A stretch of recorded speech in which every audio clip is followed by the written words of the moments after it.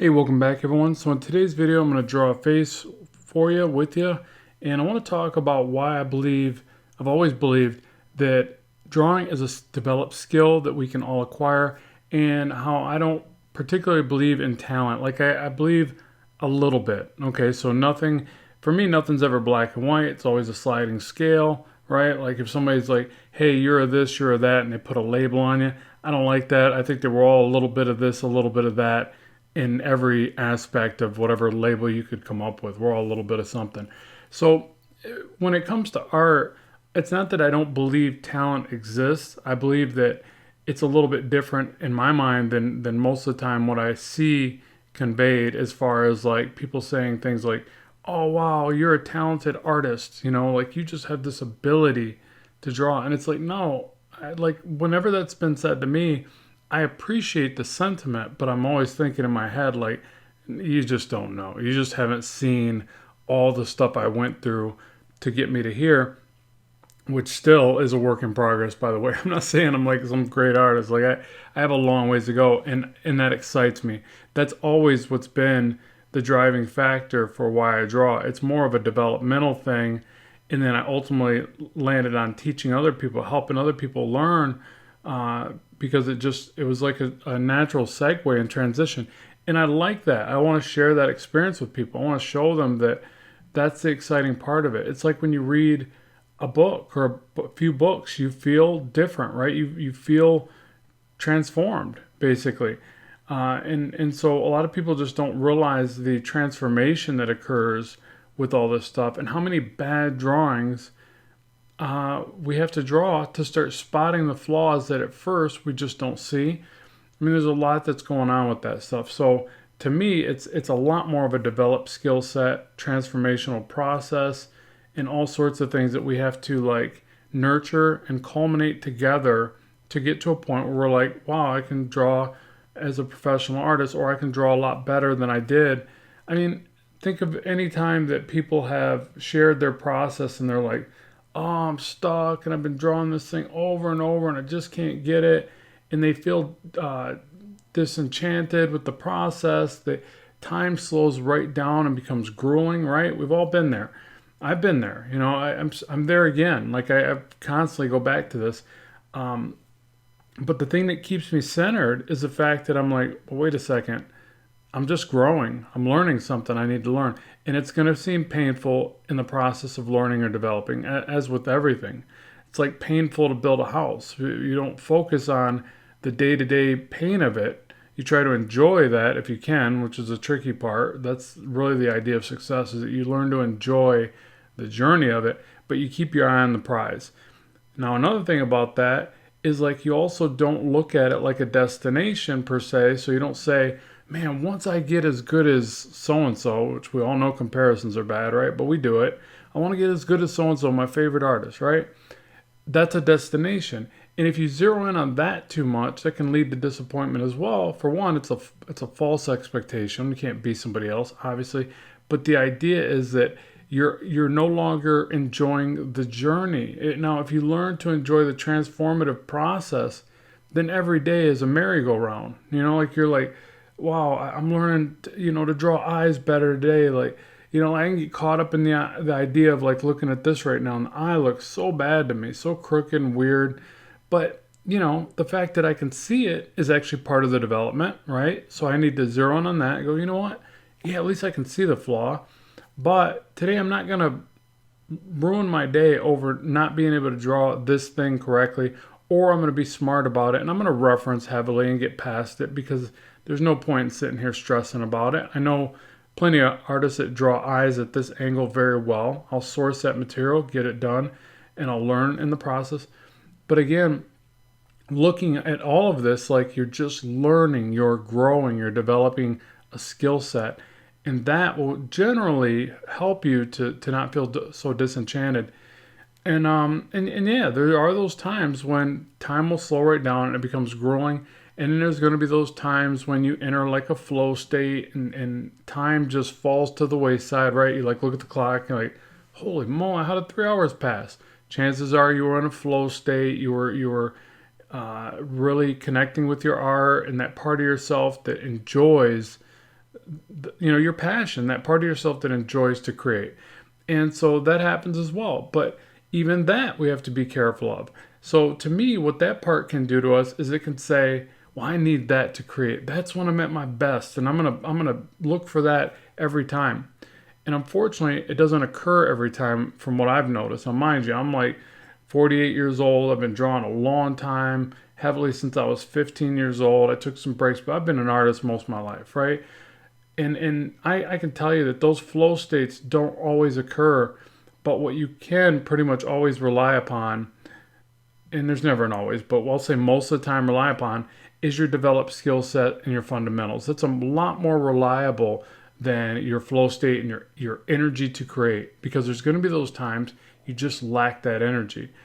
And again, this is my problem with talent as well, as are people's perceived idea of this talented artist. Again, I don't like to think that there's no such thing as talent. Again, all this to me is variations of gray and sliding scales. But the idea that somebody is just innately gifted and talented, to me, can be a false indicator, or it can lead them to a false sense of security, saying, well, I'm just talented. I'm just golden all the time. I'm just good to go. I don't got to worry about nothing. And it can lead them to less of a hard work ethic, which I think in turn, and on tight deadlines, as you get older, as life gets busier, all these things, you're going to need a mixture. You're going to need that hard work ethic to bail you out, to basically say, I don't know what to do today, but I'm just going to do the thing. I'm just going to take that next step, and I'm just going to keep pushing forward, because that's who I am as a person. I work hard, I get it done. Like, when you start thinking that way, it safeguards you from this idea that you just ooze with talent and ability. Now, if that does happen, then I'm glad for you, and I'd say, that's a good thing that you can just exude or create that energy and keep it flowing.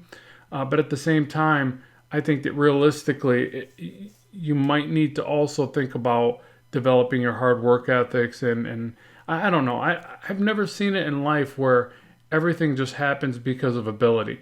Now, maybe in sports, it's a lot more noticeable and prevalent. I have a hard time thinking that certain athletes like a Michael Jordan or a Kobe Bryant weren't just so much definitely better than me, like better than most, 99% of people out there. But you always hear those stories of their hard work ethic. I mean, that are super inspiring. Like, when you see somebody at their level and their caliber that still goes out of their way to do more than anybody else, I don't know, it kind of shows that there might be some correlation to the idea that, yes, they were uber talented or super talented, but they also had that hard work ethic, and that is what brought them to be the absolute best. So even if you look at it that regard, I mean, I know this is art, not basketball, but I try to make these associations. But essentially, if you look at it like, okay, I'm a good artist, but I want to be a great artist. And it's a highly competitive market, so you do have to think of these things. So maybe you are naturally gifted in some ways. But then also the hard work ethic is going to catapult you to that next level, which, I don't know, I guess I would say is necessary regardless. Even if you believe that you're just a super talented person, you still need the hard work ethic in correlation with that, in conjunction with that, to be competitive in this super competitive market. I mean, think about how many people want to be professional artists. And now we've got AI entering the thing, and everybody thinks they're an artist because they can type prompts. I mean, you got all sorts of crazy stuff where you have to be like, how do I squeeze all the juice out of this lemon or orange or whatever fruit you like? But the thing is like, you just have to look at it like, how are you going to be your very best, right? That is simple terms.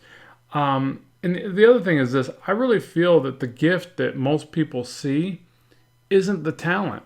I think that the gift that they see is the culmination of those developed skills that appear as talent, and I think that actually comes from the passion. So, for instance, when I was a kid drawing, I don't remember right out of the gate drawing my first couple drawings and people were like, wow, you're so much better than every kid your age or most kids your age. I think that happened over time. I think that what allowed me to start showing that I might look to or appear to be more refined at it. And, I don't like using the word better, but you know what I mean? Like my illustrations look a little bit more refined, was the fact that I enjoyed it so much that I was into the process. Where, think about it like this: one kid's drawing a picture, and they're like, "Yeah, I'm gonna draw SpongeBob. I guess he's kind of a square with pants or something." And they're like trying to envision it, but they're not really there. They're thinking about baseball in the back of their head, or they're like, you know what? I think after this, I'm gonna go do a that. And you know what? I remember yesterday I did this, and all of a sudden they're not even there, present at the illustration. Where I'm sitting there drawing it, and I'm like, man, this is fun. This is cool. Like, oh, how can I make it look more dimensional? How can I make his face look more expressive? Right? I'm there. I'm present in the moment. I'm intertwined with the entire process. I'm captivated. I can't use a word, but I'm captivated by it. That's the difference, I think. I think that that's the part that, given enough time, what's going to happen? Of course, I'm going to get better than the person that wasn't into it. They're going to quit and go on to something else. Now, you could say, yeah, but there's another person that is entwined, interweaved with the process, or it's just faster and easier for them. All of a sudden, they're like, they don't have to even think about it. They're thinking levels past. Like everybody will tell you, there's levels to this stuff, right? And I agree with that. There is. But again, to me, the thing that I would rather focus on, because I know that I'm not as good naturally as a lot of people. I know that. But what I've tried to make up for it with is the hard work ethic and the fact that I'm just not going to quit. Like, I'll tell you what, you might be better than me. I'm going to outlive you. I'm going to figure out a way to outlive you by 10 years so I can catch up. How about that? Like, that's an unfair thing to think or say, but I'm actually trying to make a jest about it. But the idea is I'm just going to figure out a way to work harder and develop, maybe not, I try not to get too competitive with other people. More, I like to think of it more as a competition with myself, within myself. Again, I'm more involved with the idea of self-development and the process that it provides in that way. That to me feels really good. It makes the whole thing feel right, where if I get too focused on competing with everybody else, then it turns into something more negative. Comparisons are never generally any good. I mean, I like to utilize them as motivation, but then I don't like to let them use me as something that is an egotistical thing. It's like it just turns into a negative.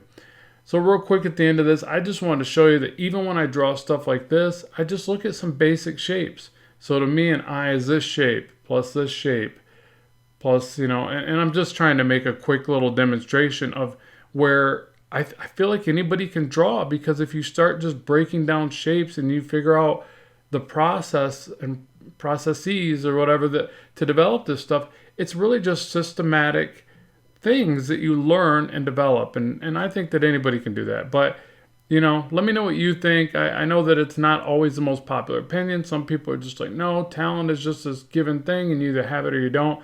Let me know what you think in the comment section below. Thank you so much for tuning in and watching and supporting the channel. I appreciate it as always. And make sure to let me know what you want to see in the future. Good luck with your art, and I'll talk to you soon.